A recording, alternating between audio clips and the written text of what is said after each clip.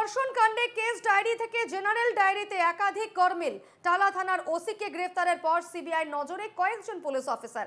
এসআইকে ঘটনাস্থলে পাঠানোর পর কেন শতপ্রণোদিত মামলা করা হলো না প্রশ্ন করা হলে উত্তর দিতে পারেননি টালা থানার তৎকালীন ওসি। খবর সিবিআই সূত্রে। এবং 17 সেপ্টেম্বর সুপ্রিম কোর্টে মামলার স্ট্যাটাস রিপোর্ট জমা দেবে সিবিআই। সেই রিপোর্টে উল্লেখ থাকতে পারে কয়েকজন পুলিশ আধিকারিকদের নাম, এমনটাই খবর আসছে সিবিআই সূত্রে।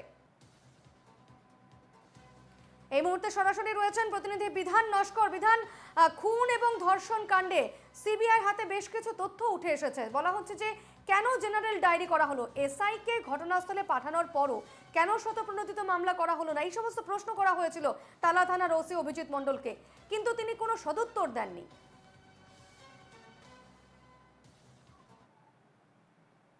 একেবারে দেখো, আরজিকর হাসপাতালে ধর্ষণ এবং খুনের ঘটনায় প্রথমে যে অফিসারকে পাঠানো হয়েছিল, অর্থাৎ সাব ইন্সপেক্টরকে পাঠানো হয়েছিল সেই ঘটনাস্থলে, কিন্তু তার দীর্ঘক্ষণ পরে একটি জেনারেল ডায়েরি করা হয়। শতপ্রণোদিত মামলা কেন করা হলো না বা দীর্ঘক্ষণ পর কেন জেনারেল ডায়েরি করা হলো, প্রথমে দেখে কেন মনে হলো না যে খুন করা হয়েছে, সেই বিষয়ে কিন্তু একেবারে অভিজিৎ মণ্ডল তাকে কিন্তু এর আগে একাধিকবার সিজিও কমপ্লেক্স সিবিআই দপ্তরে ডেকে জিজ্ঞাসাবাদ করেছিল তদন্তকারীরা, কিন্তু তার কোনো সদুত্তর দিতে পারেনি। এছাড়াও বেশ কয়েকজন অফিসার কলকাতা পুলিশের, তাদেরকেও ডাকা হয়েছিল, দফায় দফায় জিজ্ঞাসাবাদ করা হচ্ছে, বয়ান রেকর্ড করা হয়েছে, সেখান থেকে কিন্তু একাধিক অসঙ্গতি উঠে আসছে। সেই ক্ষেত্রে কিন্তু তদন্তকারীরা কিন্তু এবার অভিজিৎ মণ্ডলকে গ্রেপ্তারের পর বেশ কয়েকজন অফিসার তারা কিন্তু সেই রাডারে রয়েছে, যারা কিনা এই আরজিকর ঘটনার সঙ্গে জড়িত রয়েছে বলে মনে করা হচ্ছে তদন্তকারীদের পক্ষ থেকে। আগামী বৃহস্পতিবার স্ট্যাটাস রিপোর্ট জমা দেবে সিবিআই সুপ্রিম কোর্টে, এবং সেই রিপোর্টে কিন্তু এই বেশ কয়েকজন অফিসারের নাম কিন্তু উল্লেখ থাকতে পারে বলে এমনটা সিবিআই সূত্রে খবর। তবে ইতিমধ্যে যে অভিজিৎ মণ্ডল যাকে গ্রেপ্তার করেছে ওসি, তৎকালীন ওসি, সেই অভিজিৎ মণ্ডল তার কিন্তু বক্তব্যে একাধিক অসঙ্গতি ছিল, যেখান থেকে মনে করা হচ্ছিল ওসি তার ইশারাতেই মূলত তড়িঘড়ি ভাবে কিন্তু একেবারে সৎকার করা হয়েছিল। পাশাপাশি প্রথম দিকে একেবারে জেনারেল ডায়েরি করা হয়েছিল, তাও সেটা দীর্ঘক্ষণ পর করা হয়েছিল। সেক্ষেত্রে কিন্তু বেশ কয়েকজন অফিসারের নামও উঠে এসেছে ইতিমধ্যেই। সেই অফিসারের নাম কিন্তু উল্লেখ করবে আগামী বৃহস্পতিবার সুপ্রিম কোর্টে যে স্ট্যাটাস রিপোর্ট জমা দেবে সেই রিপোর্টে।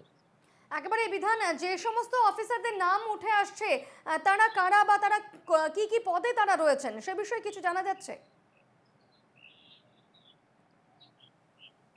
দেখো, এই পুলিশ অফিসারদের মধ্যে বেশ কয়েকজন পুলিশ অফিসার, তারা কিন্তু টালা থানার অফিসার, এবং এছাড়াও আরজিকর হাসপাতালে আউটপোস্টের বেশ কয়েকজন অফিসারের নামও কিন্তু রয়েছে, এমনটা সিবিআই সূত্রে খবর। যদিও এখনো পর্যন্ত স্পষ্ট নয়, তার কারণ অফিসিয়ালি ভাবে সিবিআই কিন্তু কিছু জানায়নি। যদিও সূত্র মারফত যে খবর পাওয়া যাচ্ছে, আউটপোস্টের বেশ কয়েকজন অফিসার এবং টালা থানার বেশ কয়েকজন অফিসার এই লিস্টে রয়েছে।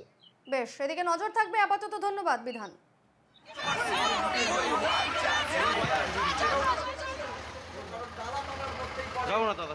আবার তিনি এই নিয়ে প্রায় চতুর্থবার তিনি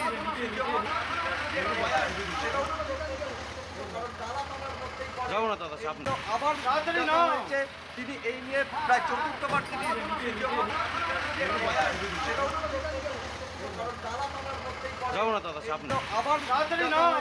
তিনি এই নিয়ে প্রায় চতুর্থবার ইতিমধ্যে টালা থানার ওসিকে নিয়ে যাওয়া হচ্ছে শিয়ালদা আদালতে। আমরা কিছুক্ষণ আগেই সেই ছবি দেখিয়েছিলাম, সরাসরি সেই ছবি দেখাচ্ছিলেন আমাদের প্রতিনিধি পৃথা, এবং আর কিছুক্ষণের মধ্যে শিয়ালদা আদালতে পৌঁছে যাবে টালা থানার ওসিকে নিয়ে সিবিআই। এই মুহূর্তে শিয়ালদা কোর্টে যাচ্ছে এবং শিয়ালদা আদালত চত্বরে রয়েছেন আমাদের প্রতিনিধি সৌরজ্যোতি বন্দ্যোপাধ্যায়। আমি সরাসরি কথা বলবো সৌরজ্যোতির সঙ্গে। সৌরজ্যোতি,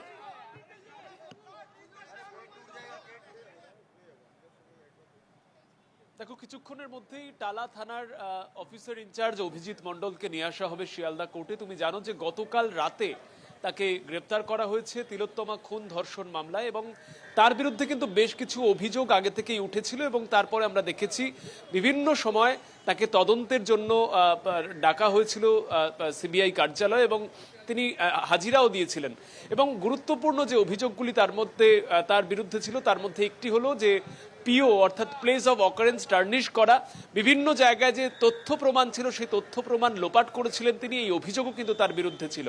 এবং আরও একটি মুখ্য অভিযোগ যে এফআইআর দায়ের করা হয়েছিল, সেই এফআইআর কিন্তু যথাসময়ে তিনি নেননি। অনেক রাতে আমরা জানি যে এফআইআর নেওয়া হয়েছিল। আমি এই মুহূর্তের ছবিটা তোমাকে দেখাবো।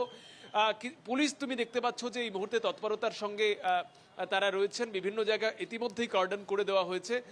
সিজিও কমপ্লেক্স যেখানে তিনি ছিলেন সেখান থেকে কিন্তু এই মুহূর্তে নিয়ে আসা হচ্ছে তাকে। সিআরপিএফ এর তৎপরতাও কিন্তু সেখানে আমরা দেখেছি এবং এই মুহূর্তে আমি শিয়ালদা আদালত চত্বরের ছবিটা তোমাকে দেখাবো। দীপর্ণা, তুমি দেখতে পাচ্ছ যে পুলিশ বাহিনী কিন্তু এখানে মোতায়েন করা হয়েছে।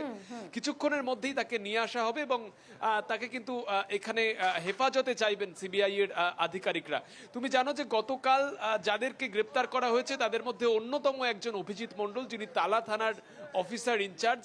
পরিবারের তরফ থেকে যেমন অভিযোগ করা হয়েছে ঠিক তেমন সিবিআই এর তরফেও কিন্তু স্পেসিফিক কিছু অভিযোগ রয়েছে, যার মধ্যে অত্যন্ত গুরুত্বপূর্ণ তথ্য প্রমাণ বিনষ্ট করা এবং তার পাশাপাশি যে এফআইআর দায়ের করা হয়েছিল সেই এফআইআর কিন্তু যথেষ্ট ডিলে করা হয়েছিল, এই অভিযোগও কিন্তু তার বিরুদ্ধে রয়েছে।